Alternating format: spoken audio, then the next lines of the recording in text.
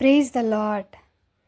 ఈరోజు వాక్య భాగము సామెతల గ్రంథము 2వ అధ్యాయము.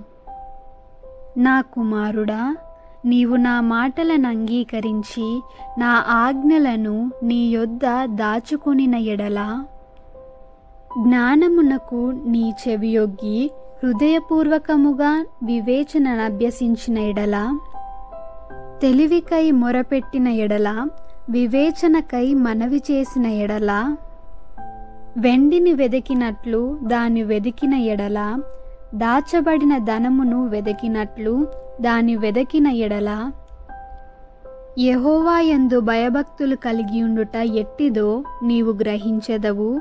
దేవుని గూర్చిన విజ్ఞానము నీకు లభించును.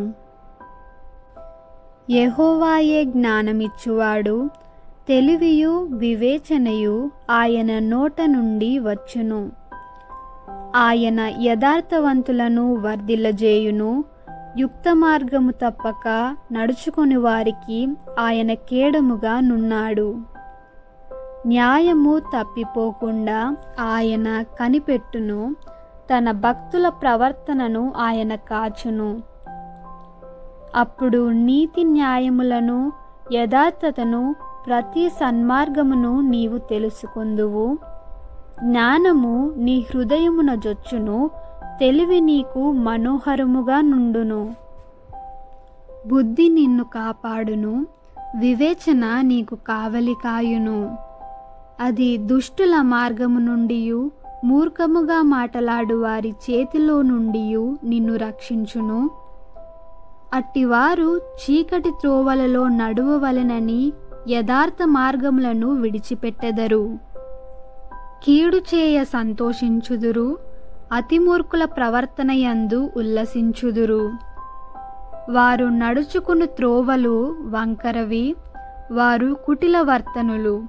మరియు అది జారస్త్రీ నుండి, మృదువుగా మాటలాడు పరస్త్రీ నుండి నిన్ను రక్షించును. అట్టి స్త్రీ తన యవ్వన కాలపు ప్రియుని విడిచినది, తన దేవుని నిబంధనను మరుచున్నది. దాని ఇల్లు మృత్యువునొద్దకు దారి తీయును. అది నడుచు త్రోవలు ప్రేతల యొద్దకు చేరును.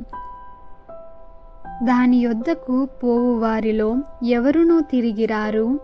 జీవమార్గములు వారికి దక్కవు. నా మాటలు వినిన ఎడల నీవు సజ్జనుల మార్గమందు నడుచుకొందువు. నీతిమంతుల ప్రవర్తనలను అనుసరించుదువు. యథార్థవంతులు దేశమందు నివసించుదురు. లోపము లేనివారు దానిలో నిలిచియుందురు. భక్తిహీనులు దేశములో నుండకుండా నిర్మూలమగుదురు. విశ్వాసఘాతకులు దానిలో నుండి పెరికివేయబడుదురు. దేవుడు తన పరిశుద్ధ వాక్యమును దీవించునుగాక. ఆమెన్.